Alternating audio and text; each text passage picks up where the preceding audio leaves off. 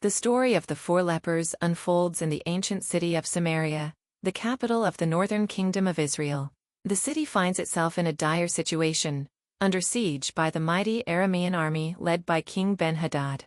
Siege warfare in ancient times was brutal. Armies would encircle a city, cutting off its supply lines, and wait until hunger, disease, or despair compelled surrender. Samaria's predicament was no different. Starvation had ravaged the city, driving people to unimaginable acts, parents turning on children, neighbors betraying one another, and hopelessness becoming the norm. The siege of Samaria occurs during a period of profound instability in Israel's history. Following the division of the United Monarchy after King Solomon's reign, the northern kingdom of Israel experienced frequent political upheavals, idolatry, and warfare. Kings rose and fell in quick succession, often through assassinations or rebellions. The spiritual state of the nation was dire. The people had largely abandoned the worship of Yahweh for Baal and other Canaanite deities. Prophets like Elijah and Elisha tirelessly called the nation to repentance, warning of judgment while also offering glimpses of God's mercy. The Arameans, a formidable power based in Damascus, frequently clashed with Israel. Under King Ben-Hadad, they sought to dominate the region using sieges as a favored military strategy. For Samaria, the siege was not only a physical threat, but also a spiritual crisis, exposing the people's dependence on political alliances and false gods rather than on the Lord. The famine within the city reached horrifying extremes, as recorded earlier in 2 Kings 6 verse 24-33, where accounts of cannibalism underscore the depth of desperation. Amid this chaos, the prophet Elisha stood as a beacon of God's presence and power. His earlier miracles, such as raising the Shunammite's son and providing for a widow's oil, demonstrated God's care for individuals. Now, in the face of national calamity, Elisha's bold prophecy of deliverance challenged both the faith of the people and the skepticism of the king's court. At the city's gate sat 4 men afflicted with leprosy. In biblical times, lepers were society's outcasts. Considered unclean, they were barred from communal life, forced to live on the fringes. Their disease was more than physical, it was social and spiritual. These 4 men represented the epitome of despair, living between a city that rejected them and an enemy camp that threatened annihilation. As the story opens in 2 Kings 7 verse 3, these lepers find themselves at a crossroads. They reason among themselves. Why stay here until we die? If we say, we'll go into the city, the famine is there, and we will die. And if we stay here, we will die. So let's go over to the camp of the Arameans and surrender. If they spare us, we live. If they kill us, then we die.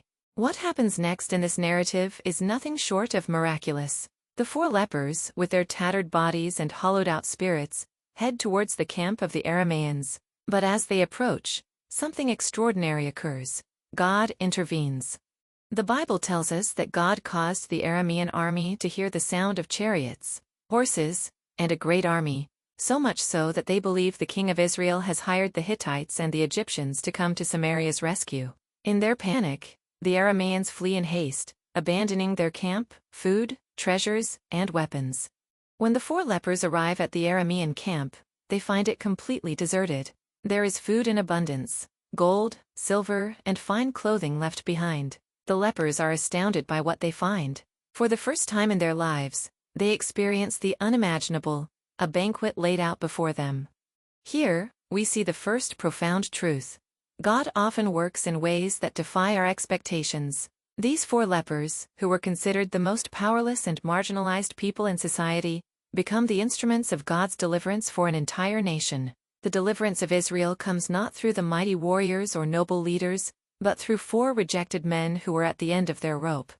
As the lepers begin to enjoy the food and riches, something shifts in their hearts. In 2 Kings 7 verse 9, they realize that they cannot keep such a great blessing to themselves. The text reads, "Then they said to each other, 'What we are doing is not right. This is a day of good news, and we are keeping it to ourselves.'"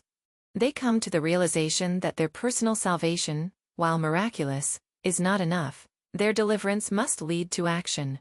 The 4 lepers, in a moment of moral conviction, decide to go back to the city and share the good news of the Aramean retreat.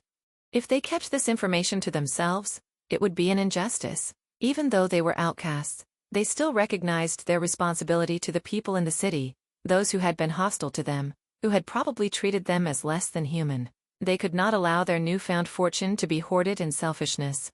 This is a pivotal moment. True blessing demands sharing. It is a reflection of grace and mercy. The lepers had received grace from God, not just for themselves, but for the entire city of Samaria. They understood that God's blessings are not meant to be hoarded or kept to a select few. Rather, they are to be shared with others, even with those who may have rejected us in the past. The lepers returned to the city with the news of the Arameans' flight, but the response from the gatekeepers and the king's officials is met with disbelief and skepticism. They assume that the lepers are tricking them, hoping to lure the people out of the city so that the Arameans can ambush them. The lepers' decision to share the good news with the city is a pivotal moment. It signifies their moral growth and a shift from self-interest to altruism. What compels them to act? Perhaps it's gratitude for their newfound blessings, a sense of divine prompting, or the realization that withholding this news would only perpetuate the suffering they had endured. Their words, "This is a day of good news, and we are keeping it to ourselves," carry a universal truth. Blessings are not meant to be hoarded. This moment challenges us to reflect on our own lives. How often do we, like the lepers, hesitate to share good news, resources, or opportunities out of fear or self-interest? Their decision reminds us of the profound impact that generosity and responsibility can have on those around us. This skepticism is not surprising. After all, they have been living in a world of unrelenting siege and suffering. They are paralyzed by fear and unable to believe that God has provided a miraculous solution. When the lepers deliver their message to the city gate, their testimony is met with doubt and suspicion. The king and his advisors, hardened by famine and past betrayals, suspect an Aramean ruse. This reaction underscores the corrosive effect of prolonged suffering and distrust. The people of Samaria, much like the lepers, had lost faith in each other, in their leaders, and in the promises of God. The king's reluctance to act contrasts sharply with the lepers' boldness. This tension highlights a recurring theme in biblical narratives: the skepticism of those in power versus the faith and courage of the marginalized. In the end, it is the lepers' persistence that saves the city, demonstrating that true leadership often comes from unexpected places.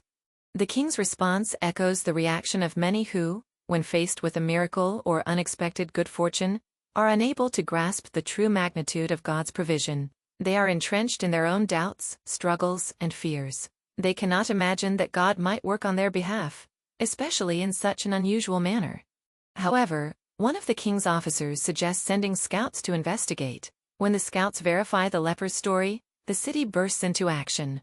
The people of Samaria rush out to take the spoils of the Aramean camp. The famine ends overnight, and the city is saved. Elisha's earlier prophecy, that the famine would end and food would become plentiful, comes to fruition in dramatic fashion. However, the officer who had doubted Elisha's words pays a heavy price. Trampled to death in the rush for food, he becomes a cautionary figure, illustrating the cost of cynicism and unbelief. His fate is a sobering reminder that doubt, when it hardens into defiance, can lead to missed opportunities for grace and redemption. The four lepers are not just historical figures, they can be seen as symbols of many aspects of the Christian journey and the nature of humanity in general. The lepers were at rock bottom. Desperation often precedes divine intervention, forcing people to make bold decisions they would not otherwise consider. The decision to move towards the Aramean camp was a last resort, yet it turned out to be the key to their salvation and the salvation of others. Similarly, in our own lives, we may come to points of desperation where we feel we have no options left. This is often when God works in the most unexpected ways. He meets us when we take that step of faith, even if it feels like the only option left. The lepers were marginalized, rejected by society, and seen as unclean. Yet, it was these very outcasts who brought good news to the city. This transformation shows that God's plans often include the most unlikely candidates. The marginalized can become the messengers of hope. This is a powerful reminder that our past or present state of unworthiness does not disqualify us from being used by God. In fact, God delights in taking what the world deems as insignificant and using it to bring about His will. This is reflected in 1 Corinthians 1 verse 27-29, which states, But God chose the foolish things of the world to shame the wise. God chose the weak things of the world to shame the strong. He chose the lowly things of this world, and the despised things, and the things that are not, to nullify the things that are, so that no one may boast before him. When the lepers reached the camp, they found everything they needed, more than they could have imagined. The scene was both surreal and overwhelmingly generous. They had stumbled upon an abundance that they never thought possible. This moment of divine provision calls attention to God's character. He is generous, loving, and willing to act on behalf of those in desperate need. But this moment also calls us to reflect on our own response to divine gifts. Do we hoard blessings for ourselves, or do we share them? The lepers did not hesitate to act once they recognized the situation. They realized that to keep the news to themselves would be selfish and unjust. This is a crucial point for all of us to consider. When we experience God's goodness in our lives, how do we respond? Are we moved to share, serve, and spread the blessing? Or do we keep it to ourselves and lose sight of its purpose? The timing of God's provision is often beyond our comprehension. The people in Samaria had been suffering for so long that it seemed almost impossible for relief to come in such an unexpected way. The very nature of God's help often defies our human logic. In this story, God's provision was not delivered through a powerful king or a grand army, but through 4 lepers, considered the lowest of society. This teaches us that God's ability to save, redeem, and provide cannot be constrained by our understanding of what is possible. When we face overwhelming circumstances, it's easy to feel trapped by our limitations and the severity of our problems. But God often works in ways that shatter the limits of human imagination. He brings hope when all seems lost, and He does so in ways that showcase His power and glory. The lesson here is clear. When facing insurmountable challenges, remember that God can use the most unlikely means to bring about His will. The lepers' decision to share their discovery should inspire us to act on the knowledge and blessings we have received. Just as they knew that their good fortune was not just for themselves, we too must remember that our blessings are meant to be shared with others. When God blesses us, whether materially, spiritually, or emotionally, it is not just for our benefit, it is meant to flow outwards to others. The lepers saw their discovery as an opportunity to bring salvation to those in need. How often do we come across moments when we could share our testimony, our resources, or our support with someone who needs it, but choose not to? The story of the lepers reminds us that the most significant opportunities are often the ones that come in the form of small, seemingly ordinary acts of kindness and generosity. The initial decision to move towards the Aramean camp was driven by desperation, but it was also an act of faith. They had no assurance that they would be spared, yet they took the risk. In our lives, we are often faced with situations where we need to step out of fear and act in faith. This could mean reaching out to someone in need, making a difficult decision that aligns with God's will, or trusting God with our future despite uncertainties. Faith is the bridge between our current reality and God's miraculous provision.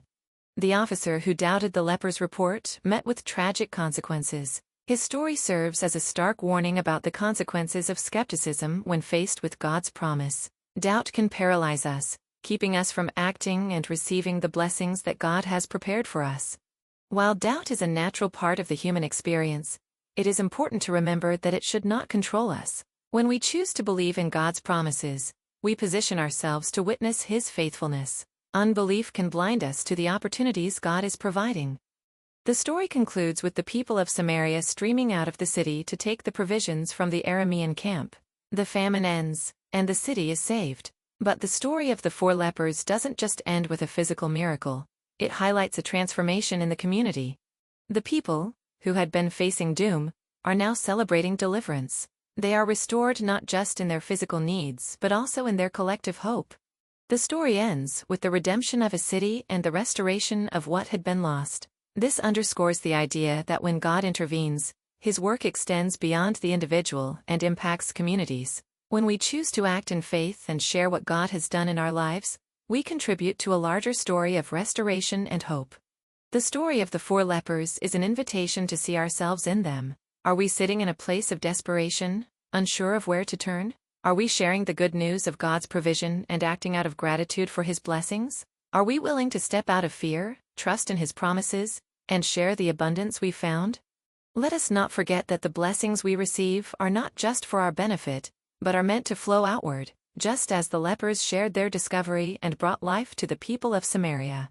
May we take the lessons from their story and apply them in our own lives, choosing to trust God, step out in faith, and be vessels of His grace and provision in a world that so desperately needs it.